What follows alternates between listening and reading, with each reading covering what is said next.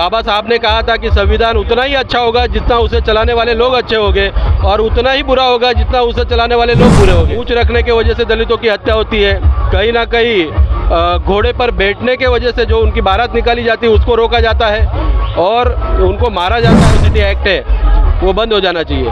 वो तो हमारी भी इच्छा है बंद हो जाना चाहिए, पर सबसे पहले इस देश से जातिवाद नष्ट होना चाहिए।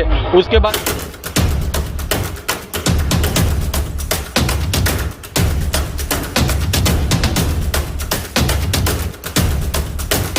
परम पूज्य विश्व रत्न डॉक्टर बाबा साहेब आंबेडकर जी ની આ 133મી જન્મ જયંતિ છે, જેને લઈને પૂર્ણ સુરત શહેરમાં બહુ જોરદાર વાતાવરણ છે।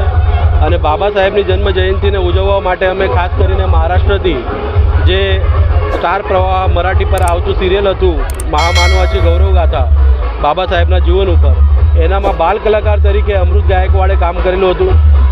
એવા અમારા સાથી મિત્ર અમૃતભાઈ ગાયકવાડ અહીંયા એમના પરિવાર સાથે ઉપસ્થિત રહીને બાબા સાહેબને ફુલાર કર્યું છે। અને હમણાં બાઇક રેલી ભટારથી નીકળશે અને અલથાન બમરોડી રોડ થઈને દક્ષેશ્વર મંદિર, ડિંડોલી સાઈ પોઈન્ટ, પછી ભીમનગર અને સમાપન એનું મહામાનવ doctor Baba Saheb આંબેડકરજીની ring road સ્થિત પ્રતિમા પર ફુલાર કરીને થશે। કુનાલભાઈ, હવે અમારા જનાદેશ ન્યૂઝના દર્શક મિત્રો જાણવા માંગે છે કે આપણે જે ગાયકવાડ જે આવ્યા છે આપણા, એમની સાથે આપણે વાત કરીશું, તો એમને બોલાવી લો। હા, હિન્દીમાં વાત કરીશું।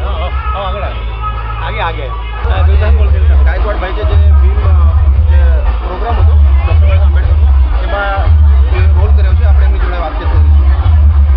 बाबासाहेब आंबेडकर यांच्या 133व्या जयंतीनिमित्त तुम्हाला हार्दिक हार्दिक शुभेच्छा। शुभेच्छा। अभी क्या है, आगे पूछने का वो पूछो, हिंदी में पूछो। हाँ, और इस समय जो 133वीं जयंती मनाया जा रहा है लोगों के बीच में, और गुजरात में बड़ी धूमधाम से मनाया जा रहा है, लेकिन उसी बीच में से एक और बात निकल के आ रही है कि पहली बार हम लोग देख रहे हैं कि बीजेपी के लोग बाबा साहब की जन्म जयंती मना रहे हैं। इस पर क्या कहेंगे? ये पहली बार नहीं है, वो हर साल मनाते हैं, लेकिन विचारधारा से नहीं मनाते।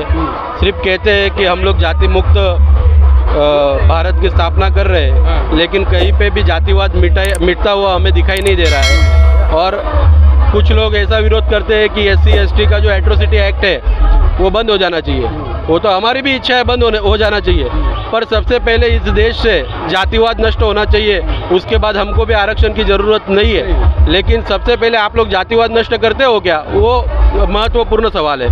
दूसरा, आज भी गुजरात के साथ साथ भारत के हर राज्य के अंदर कहीं ना कहीं मूंछ रखने की वजह से दलितों की हत्या होती है, कहीं ना कहीं घोड़े पर बैठने के वजह से जो उनकी बारात निकाली जाती है उसको रोका जाता है और उनको मारा जाता है। मतलब ये जातिवाद अभी तक यहाँ पर जिंदा है। जिस दिन इस देश से जातिवाद नष्ट होगा उस दिन आरक्षण हम लोग स्वयंभू छोड़ देंगे। RSS के मोहन भागवत जी कहते हैं कि दलित हमारे भाई हैं, तो क्या इससे पहले उनके वो भाई नहीं थे?